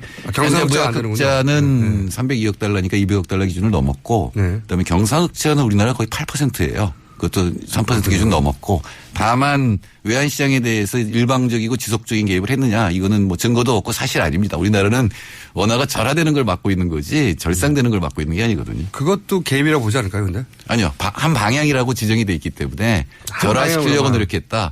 조작을 했다는 건 뭐냐면 우리나라 돈의 가치를 떨어뜨려서 수출에 유리한 상황을. 그래서 네. 미국이 적자가 많이 난다. 네. 그러니까 절상하라는 얘기거든요. 네. 근데 우리나라는 지금 절하를 막는 데 더 신경을 쓰고 있기 때문에. 오히려? 우리나라가 환율 조작국이라고 지정된다면 그거는 이명박 정부 초기 최준경 차관이 실제로 공언하고 개입했거든요. 외환시장에. 그렇죠. 그때는 수출을 늘리겠다고 네. 우리나라 돈 가치를 의도적으로 떨어뜨리려고 했죠. 네, 그분 철학 자체가 중상주의였기 때문에 네, 그렇게 했고 그래서 이제 문제가 됐었는데 그거를 제외하고는 그렇게 본격적으로 개입했다기보다는 절하되는 거를 절하돼서 외환위기 비슷한 상황을 맞는 거를 막기 위해서 개입하거든요. 그래서 일방향으로 지속적으로 개입했다는 건 근거가 없고 대만은 걸립니다. 대만, 싱가포르 이 정도는 걸립니다. 그런데 대만은 정치 이유로 그렇게 하기 쉽지 않을 거라고 하셨고 예. 만약에 이렇게 환율 조작국으로 그런 이유로 해서 세 개 다 걸리지 않지만 만만해서 지정해버렸다. 그럴 경우 우리나라 있게 되는 피해는 뭡니까? 이제 그렇게 돼도 뭐 마땅하게 쓸 그 수단이 없는데 미국은 그걸 갖고 있어요. 그러니까 슈퍼 301조 이런 게 있는데 그거는 뭐냐면은 가령 한국이 지금 1,300원이어야 되는데 1,000원이어야 되는데 지금 1,100원으로 지금 유지시켜서 미국이 뭐 1,000억 달러 손해를 봤다. 그럼 1,000억 달러만큼 관세를 아무 제품에나 때리는 거죠. 그래서 관세를 그만큼 걷어들이는 거죠. 그건 어느 나라도 할 수 없는 얘기고 사실은 WTO든 국제기구법 위반입니다. 미국만 위반인데, 하는 거죠. 예, 미국의 법이 있어요. 그렇게. 자기네들만 갖고 있는 법이죠. 거기에 만약에 그걸 가지고 휘둘르면 당해낼 수가 없잖아요. 예, 관세를 받는 거죠. 예. 네. 당해낼 수가 없는데 이제 그걸 때리기 전에 뭔가 요구할 거 아닙니까? 예, 1년 동안 그러니까 환율을 조정하고 그리고 미국에 대한 무역 수지 흑자를 줄여라라고 요구를 하죠. 그다음에 WTO나 이런 국제적인 기구에도 여러 가지 제소를 한다든가 그 절차를 거치고 나서 이제 때린다 이렇게 되어 있습니다. 법상으로. 우리가 그런 식으로 미국이 나올 때 대처할 방안이 있나요? 근데 사실이 아니거든요. 지금 환율을 조작하고 있는 게 아니고 이게 환율이라는 게 결국은 달러하고 원화의 교환 비율이잖아요. 이게 굉장히 큰 영향을 미치는데 그거를 지금 외환시장의 규모로 볼 때 한국 정부가 그렇게 막 조작을 하거나 이럴 수 있는 능력이 사실은 없어요. 사실이 아니라는 걸 호소하는 것만으로 안 되잖아요. 그러니까 국제적으로 그럼 공동 대응을 해야죠. 지금 미국의 목표는 한국, 일본, 중국 그러니까 동아시아의 생산 시스템이거든요. 사실은 한국에 흑자를 낸다기보다는 동아시아 제조. 삼국이. 예. 삼국뿐만 아니라 동남아까지 넣어가지고 이 생산 시스템이 굉장히 강한 거예요, 지금. 그러니까 무슨 나프타 유럽이라든가 미국 쪽의 생산 시스템보다 훨씬 강하기 때문에 흑자가 나는 거거든요. 그러니까 그 나라들이 공동 대응을 할 수가 있죠. 그러니까 미국이 보기에는 이 동아시아를 중심으로 해서 아시아 전체에 경제 블록이 있고 이쪽에서 기술 개발하면 저렴하게 생산해주는 기지까지 딱 결합되어 있는 굉장히 강한 경제 블록인데 지금 트럼프가 추구하고 있는 건 자, 공장이 뭐고 다 미국으로 돌아와라. 이런 거 아닙니까? 근데 이제 그러니까 이쪽을 약화시켜야지 돌아올 테니 좀 그 약화시키기 위한 작전의 일환으로 환율 조작국 같은 걸 휘두르는데 그게 우리나라 타겟이 된다는 거잖아요. 그렇죠. 전체에 대해서 공격을 하지 않거든요. 트럼프 특징이 그거잖아요. TPP도 없애버렸잖아요. 그리고 1대1로, 1대1로 무역협정 다시 하겠다는 거 아니에요. 그러니까 이제 그 중에 한 나라를 찍어서 전체에 대해서 타격을 주려고 하는데 그거에 대해서는 원래 원인 자체가 동아시아 생산 시스템이니까 동아시아 전체가 대응을 해야 되죠. 지금 일본이 그 말을 안 들을 가능성이 높고 한국 정부도 별 생각이 없는 게 문제죠. 일본 이미 빠져나온 것 같던데요. 일본은 먼저 엎드려서 트럼프하고 악수하고 막 좋아하고. 그런데 일본은 목적이 있거든요. 군사화라든가 이런 목적이 있는데 근데 한국은 그런 목적이 없는 상태에서 엎드리면 남는 게 없는 거죠. 그냥 당하는 형님이라서 엎드린다는 이유로 엎드리고 있잖아요. 지금까지는. 사실은 뭐 형님도 아니죠. 이제 많이 관계가 약화됐는데. 근데 트럼프는 약간 곁가지 얘기인데 최근에 하는 걸 보면요. 그냥 데자뷰예요. 우리나라 박근혜 대통령 시절에 있었던 일들이 막 벌어지는, 예를 들어서 그 딸 가방 사라고. 네, 네. 그 트럼프의 고문이 백악관에서 공식적으로 인터뷰하다가 얘기를 하질 않나. 그리고 이제 러시아와의 관계가 최근에 굉장히 이상한 뉴스인데, 우리는 전통적으로 미국과 러시아가 소련 시절부터 이 굉장한 라이벌인데, 서로 적성국이고 서로. 그런데 트럼프 캠프 내에서 고인사들이 러시아와 통화를 했고 서로 선거 기간 동안 뭔가 약속도 하고 이런 게 있었다. 이런 정보가 유출이 됐어요. 네, 네. 그러니까 그러면 러시아하고 그런 적성국이죠. 만약 미국 국민들 머릿속에는 러시아하고 그런 거래가 의심되는 정황이 폭로되면 무슨 거래를 한 거야라고 이제 따져야 되는데, 트럼프는 자기 개인 트위터에다가 이것이 어떻게 유출되는 것이냐. 이게 문제다. 네. 정윤회 사건하고 똑같아요. 네, 똑같네요. 그리고 7시간을 밝히라고 하는데 예. 그 7시간은 사생활이다 이렇게 나오죠. 그러니까 대자뷰 이 양반 탄핵되겠는데 이런 생각이 들긴 그러지 하는데. 않아도 미국에서 지금 탄핵을 해야 된다. 벌써 나와요. 예, 좀 어렵긴 하죠. 예. 첫해 탄핵한다는 거죠. 첫 해 6개월도 안 지났는데. 사실은 이명박 대통령이 우리가 첫해 탄핵 얘기가 나왔었죠. 그 네. 쇠고기 쇠고기 때. 때문에. 네. 그러나 이게 너무 멀어서 첫해는 어렵겠죠. 첫 해는 어렵겠지만 데자뷰, 그러니까 거의 우리나라에서 나왔던 뉴스, 비슷한 속성의 뉴스가 나오길래 이거 우리나라에 와서 배워야 된다, 야. 아마 미국 민주당 쪽에서. 예, 미국 국민들은 많이 참고할 거예요. 한국 촛불을. 그래서 우리 국민들이 네. 어려운 영어 단어 알잖아. 임피치먼트라고. 탄핵이라고 하는 어려운 영어 단어도 알고 그렇죠. 자, 그래서 우리가 그러면 할 수 있는 항의 수단이 어떤 게 있습니까? 어떻게 해야 되는 겁니까?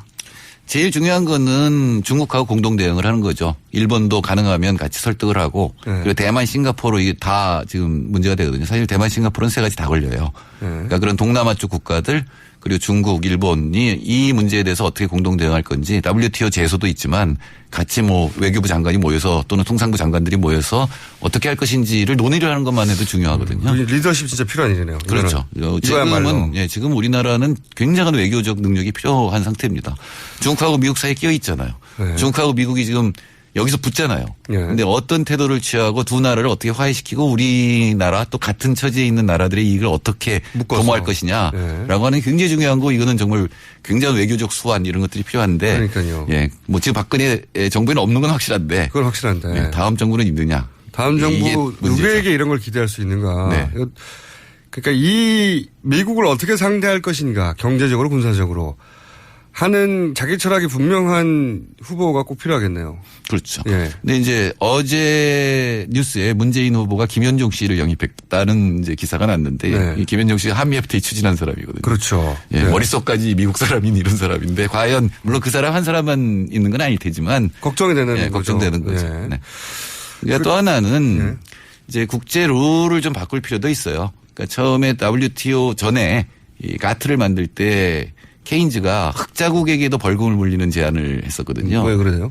흑자국도 사실은 균형 상태가 제일 좋은 건데 흑자국도 뭔가 해가지고 자꾸 흑자가 누적되면은 그러니까 위기가 일어나죠. 경제 위기가 일어나니까. 너만 이득을 보는 것 자체가 균형을 깨트리니까. 그렇죠. 그리고 사실은 영국이 때 적자국이었기 때문에 그 생각을 했을 텐데 그럼 적자국은 돈을 빌려와서 막아야 되니까 결국 이자를 내는 거잖아요. 그 이제 처벌을 받는 건데 그럼 흑자국은, 그래서 흑자국도 흑자의 그 양에 비례해서 벌금 같은 걸 내게 했어요. 국제기구에.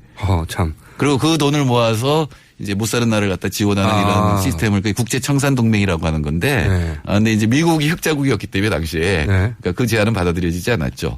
그러니까 발상 자체는 굉장히 신선했네요. 이게 케인즈 머리에서 나왔으니까. 그러니까 그런 국제규범을 좀 만들 필요가 있어요. 사실은 흑자가 많이 나는 게 우리는 너무 오랫동안 수출만이 살 길이다 이거였지만 흑자가 많이 나는 게 이렇게 좋은 일은 또 아니거든요. 그러니까 균형이 깨지면 나라 간의 갈등이라든가 위기가 올 수가 있기 때문에. 그러면 가장 먼저 차기 정부 누가 되든 간에 해야 될 일 중에 하나가 군사적으로도 그렇지만 경제적으로도 미국을 상대할 철학을 가지고 그리고 주변 국가들하고 만나서 특히 우리하고 비슷한 처지에 있는 국가들 이해를 묶어서 공동으로 대응하는 방안을 만들어야 된다. 또 하나는 혼자는 안 된다는 거죠 지금. 네. 경제 정책은 사실은 우리나라가 흑자가 나는 이유가 뭐냐면 우리나라 경제가 나쁘기 때문이에요. 그건 어떻게 될까요? 우리나라 가장 많이 수입하는 게 기계 설비료거든요. 투자. 근데 경제가 안 좋으니까 지금 네.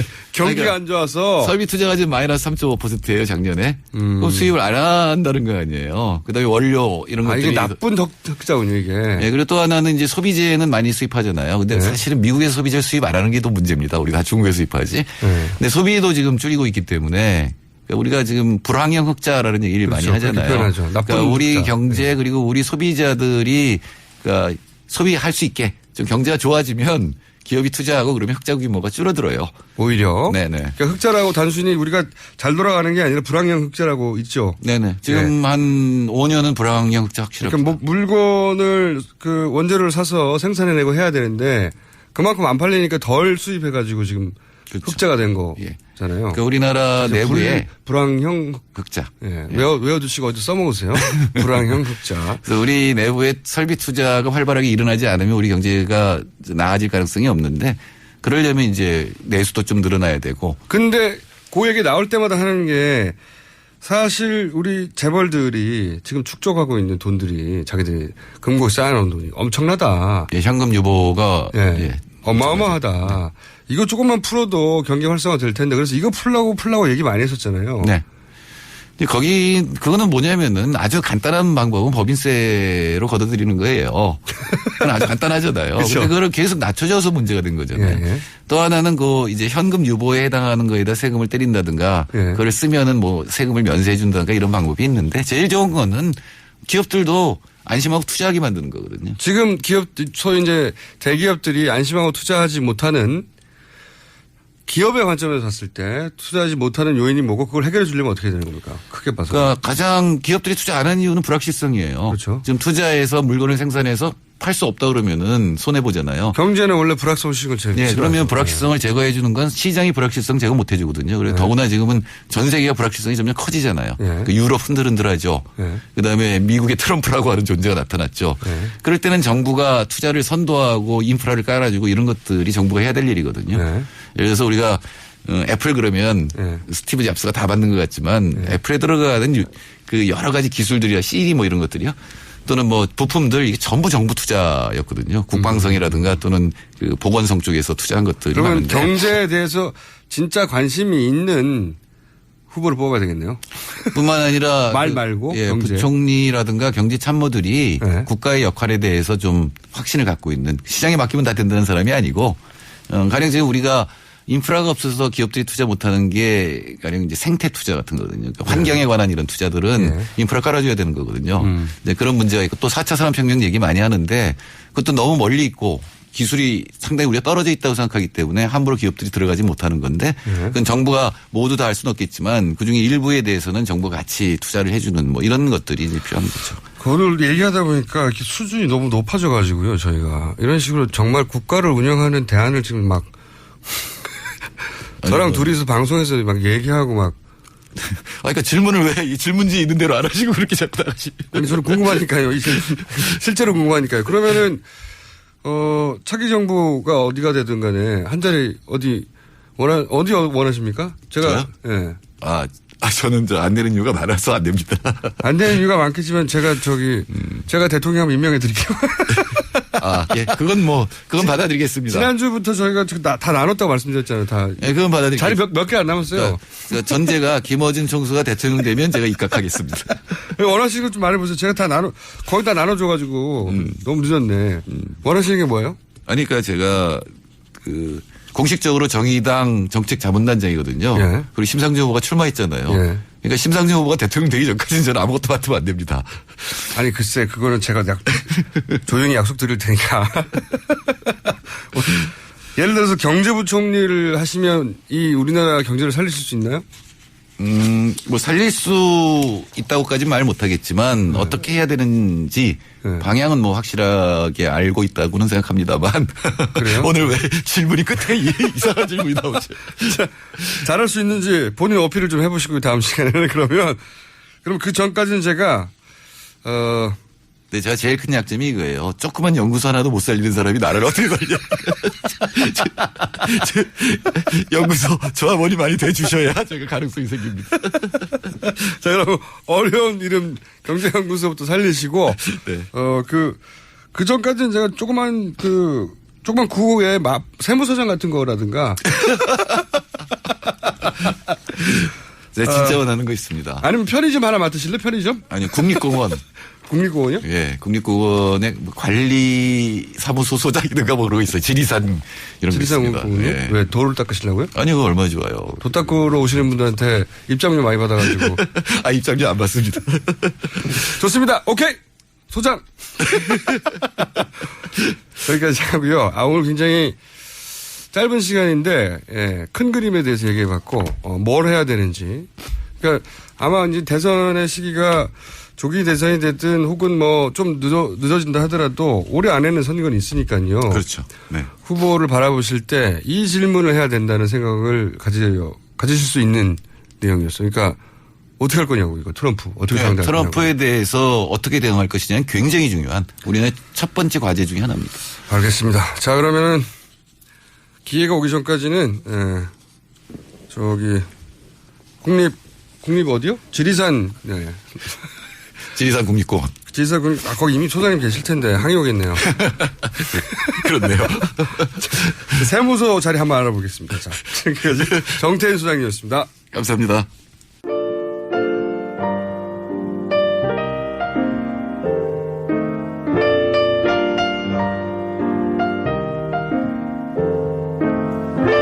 자, 이재용 삼성 부회장 구속영장 발부에 대해서 이렇게 많은 분들이 기뻐하실 줄은 몰랐습니다. 그만큼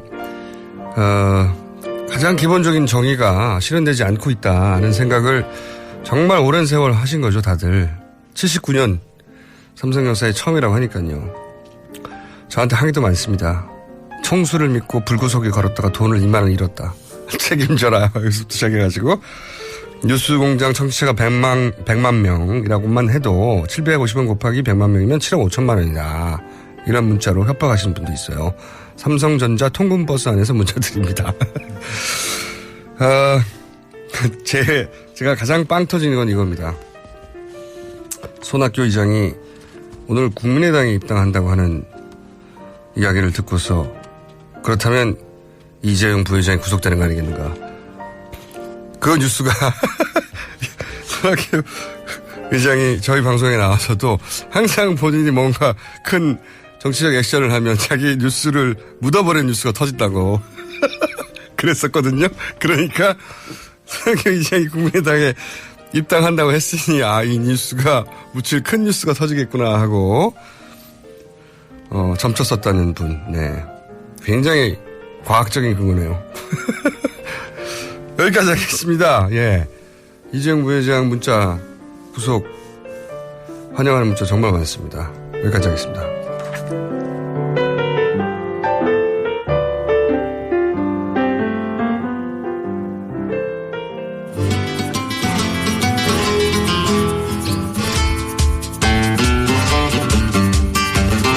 자, 살아있는 블랙리스트.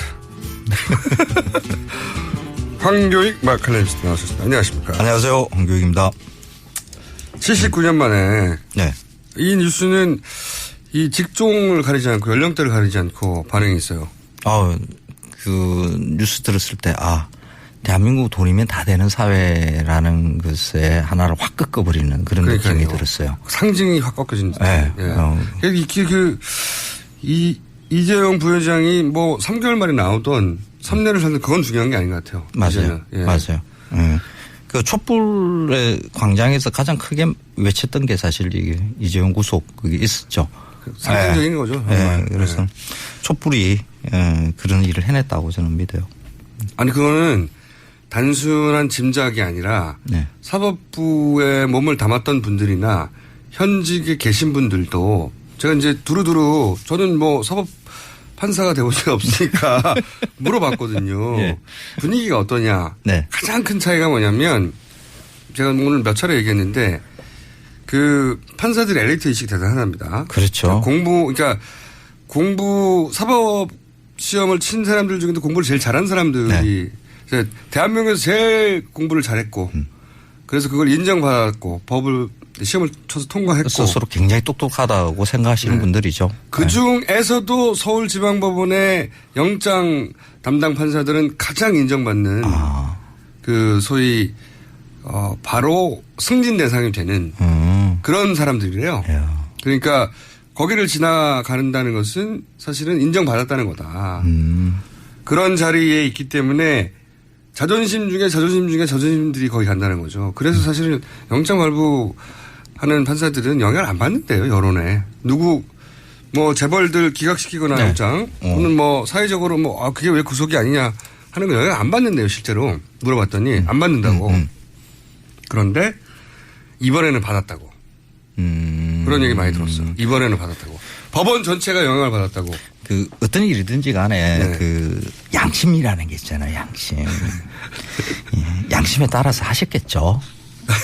저는 믿습니다. 네. 근데 어쨌든 영향을 받았다. 그러니까 이런 거래요. 사람들이 정말로 이 사안에 대해서 심각하게 생각하고 있고 문제 제기를 하고 있고 그게 자신들 주변 모두에게 영향을 미친다는 거예요. 모두에게.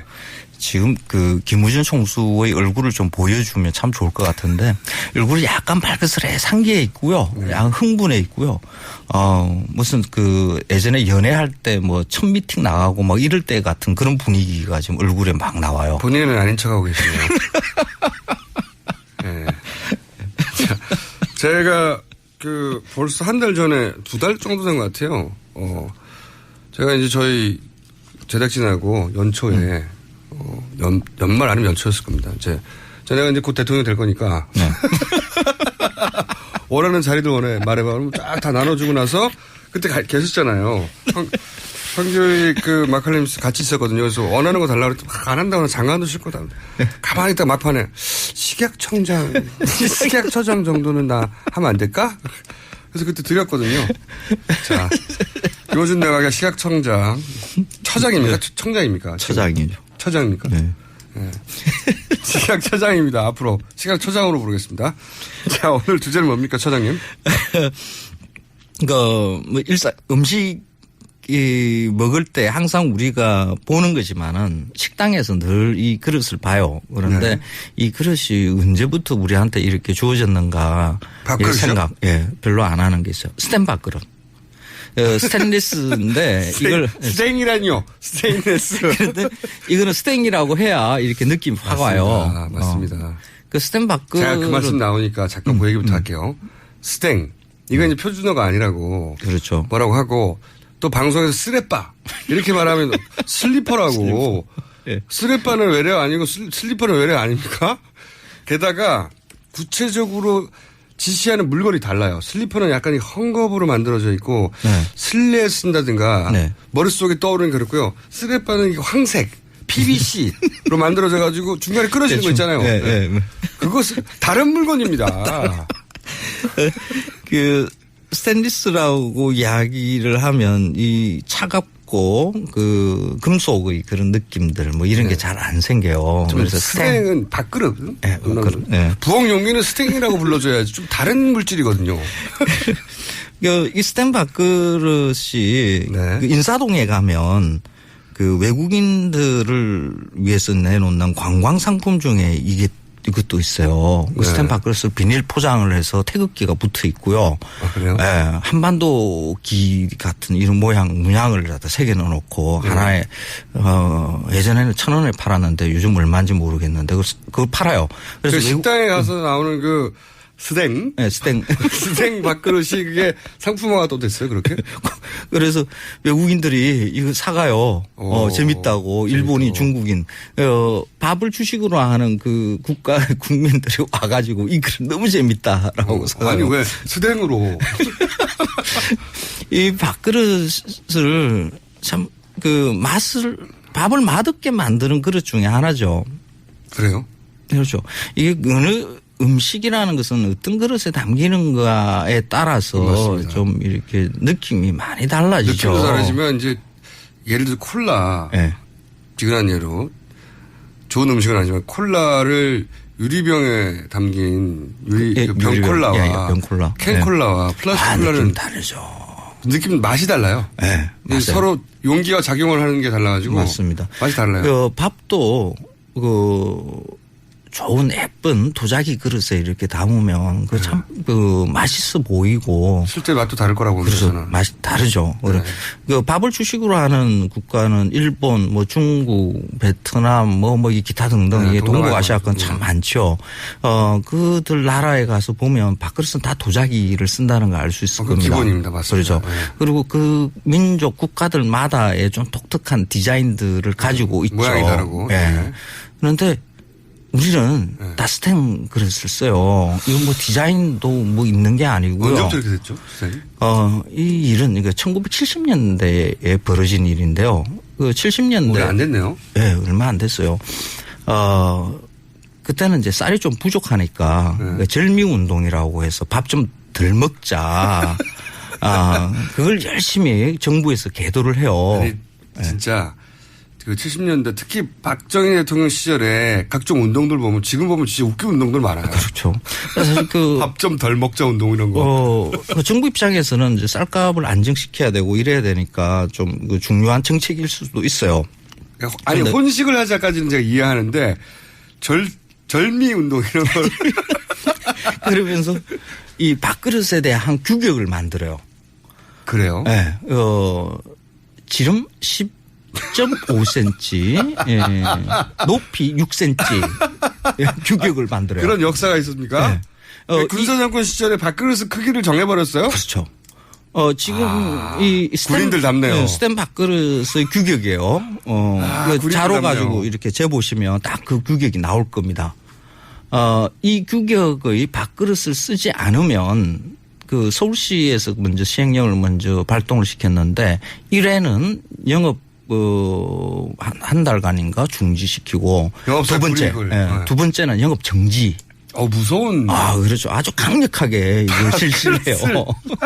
아니, 그러니까 이게 군인들 머리에서는 식판 딱 규격으로 정한 것처럼. 맞아요. 전 국민이 딱 밥그릇 몇 센치를 먹어. 맞습니다. 이렇게 해버린 거잖아요. 그렇죠.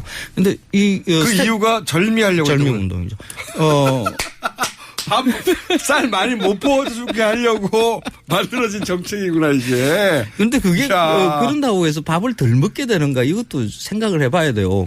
한 그릇 먹을 또 두 그릇 먹고 세 그릇 먹고 이러면 또 더 먹는 거거든요. 알고 보니까 너무 기가 막히네요. 그래요. 근데 그 가정에서 쓰고 있는 그 밥그릇도 이 규격에 있어요.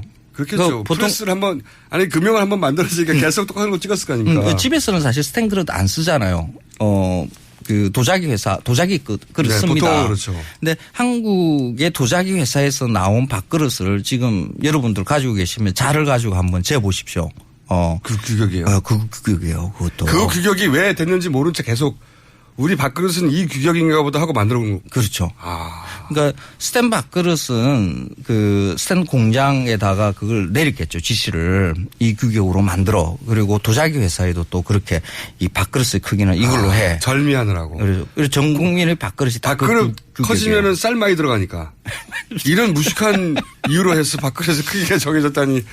그런데 그 규격으로 디자인을 이렇게 예쁘게 만들 수가 없어요. 그렇겠죠. 이게 약간 크기가 정해져 있는데. 그렇죠. 특히 높이가 6cm라는 그 규격이. 왜 6cm가 됐을까요? 그 위로 이렇게 세워서 이 도자기 아름다움은 뭐 몸통 부분, 다음에 입 부분 요걸 어떻게 선을 유리하게 하는가 하는 이런 것에 사실 결정이 되는데 그 6cm의 높이 가지고는 그런 모양을 만들 수가 없어요. 저는 이게 한국 그 소위 산업 디자인이 굉장히 우리 발전 속도에 비해서 시대에 뒤떨어진 경우가 많았거든요. 지금 좀 나아지고 있긴 해요.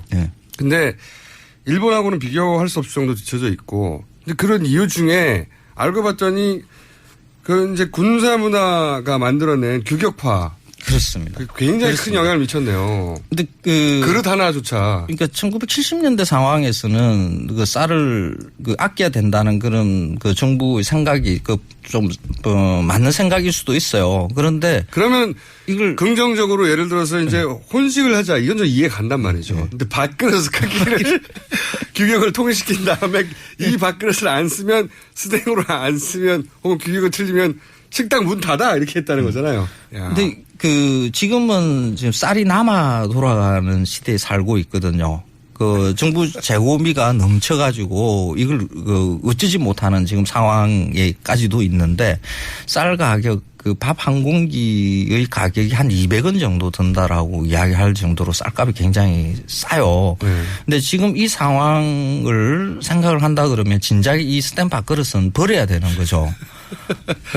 밥 많이 먹자라는 이런 운동도 많이 지금 벌이는데 그 스탠 밥그릇 그 공기가 지금 당장에 버리고 그 아름다운 우리 그릇으로 다시 되찾는 이런 일들을 좀 벌여야 되는데 그걸 늘상 일상에 내두고 그걸 먹는다는 게 저는 굉장히 마음이 많이 아파요. 이게 일이.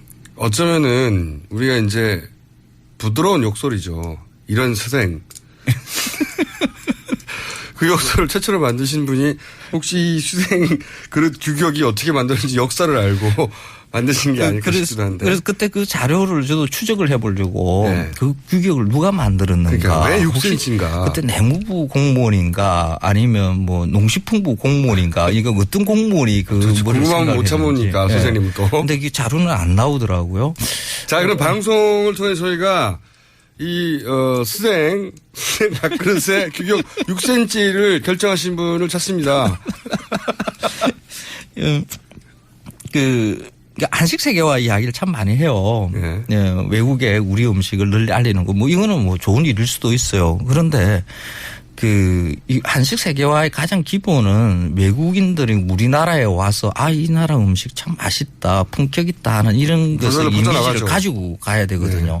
그런데 진작에 밥을 먹는 같은 밥을 주식으로 하는 국민들이 또 와서 우리의 그 식당에서 스탠 밥그릇을 갖다가 딱 들여다보는 순간 어떤 생각들을 하게 될 것인가. 신기해하는 건 있습니다. 말씀하셨다시피. 신기하죠. 왜 이게 여기다 밥을 먹지? 이게 이렇게 얇고 차가운 금속 용기에 밥을 먹는 나라는 없거든요. 생각해 보면. 그 식탁이 약간 축축하기라도 하면 막 미끄러져요. 밥그릇이. 신기해서 사가는 거예요. 신기해서 진짜로. 사가는 거죠. 네. 너무 신기한 거죠. 근데 그 히스토리를 알면 더 신기할 겁니다. 그렇죠. 그렇게 해서 팔 수는 있겠네요. 히스토리를 붙여가지고. 밥은 그러니까 그 음식이라는 것은 입으로 들어오는 맛도 중요하지만은 그 음식이 차려졌을 때의 품격 이게 어떻게 보면 더 중요할 수 있거든요. 밥상의 사진들을 이게 전 세계의 그 네티즌들은 이렇게 찍어서 막 올려요. 맞습니다. 그렇죠? 네. 그래서 우리는 뭐 서양 음식, 프랑스 음식, 이탈리아 음식에 혹하는 이유 중에 하나가 그 아름다운 플레이팅에 있는 많이 넘어가거든요. 네, 일본 음식이 아름답게 보이는 이유도 그 식기와 그 올리는 그 예쁜 그 음식의 모양들 그게 혹하잖아요. 그런데 맞아요. 한국 음식 딱 찍어 놓으면 대부분 다 앞부분에 스탠 밥그릇이 딱 놓여 있어요. 여기 무슨 이제 맛이 가는 거죠. 스댕 젓가락하고요, 숟가락하고요. 그리고 밥을 주식으로 하는 그 민족들 중에 자기만의 독특한 개성이 있는 아름다운 밥그릇을 가지고 있는 나라는 우리나라밖에 없어요. 그래서 쓸데기 없이 외국 사람들한테 음식 퍼먹이는 공짜로 퍼먹이는 한식 세계화 이런 거 하지 마시고 돈 주고 먹으라고 한 다음에 그걸 돈 주고 광고에 싣고 나서 이거 봐라. 유명 스타들이 한국 음식 좋아한다고 그렇죠. 그런 광고를 정부에서 했죠. 그렇죠. 그런 거 하지 마시고 지금 우리가 당장에 먹는 이런 음식에 대해서 어떻게 개선할 것인가, 스탠 밥그릇 어떻게 없을 것인가 이런 걸 궁리를 해야 되는 거죠. 맞습니다. 시간 다 됐어요. 그렇죠. 스탠 밥그릇 이제 좀 없앱시다. 예. 아니 이제 저는 그런 생각을 합니다. 이걸 상품화 시킬 수는 있겠다. 어떻게 상품화 시키냐? 과거에 이런 일도 있었어요. 이런 거 상품화 되거든요. 외국에서 볼 때. 금전 고무신 이런 거 상품화 그렇죠. 하듯이. 우리는 이런 신발도 신었어요. 그리고 그 외국에 가면 감옥을 아예 이런 곳에서 사람이 잤답니다 하면서 호텔로 바꾸는 경우도 있잖아요. 그렇죠. 그런 것처럼 아유 이런 걸로 밥을 6cm 만들어가지고 다 전 국민이 먹으라고 했어요. 그럼 재밌잖아요. 스토리와 함께 사는 거죠. 그러니까 그런 식의 관광 상품이라 그러면 네. 그러니까 뭐 옛날 과거를 회상하는 이런 거라도 괜찮은데 일상의 것으로 이렇게 쓰고 자랑스러운 한류 문화로 태극기 붙여서 팔 그런 물건은 아니다. 그리고 그 가정에서 쓰고 있는 그릇들 중에 그 안 깨지는 유리 강화 그릇 있죠. 그거 많이 쓰세요. 그게 그것도 그 우리 디자인하고는 전혀 관련이 없는 외국 회사의 것이거든요. 다음 시간에는요. 다음 그래요. 시간에는 그거하고 네. 외국에서도 놋그릇은 있어요. 굉장히 비싸요. 비싸죠. 그거는 또 어떤 경우인가 그 얘기를 다음 시간에 하기로 하고요. 그래요. 이런 스탱은 없지만 자 황교익 선생님이었고요. 예, 고맙습니다. 저는 김어준이었고요. 다음 주에 다시 뵐 텐데 주말에는 거리에서 뵙겠습니다. 예, 토요일 날 또 뵙죠. 토요일 날 만났어요, 황 교수님. 네. 고기 먹었죠. 이거 먹었습니다. 자, 토요일은 거리에서 김어준이었습니다. 안녕.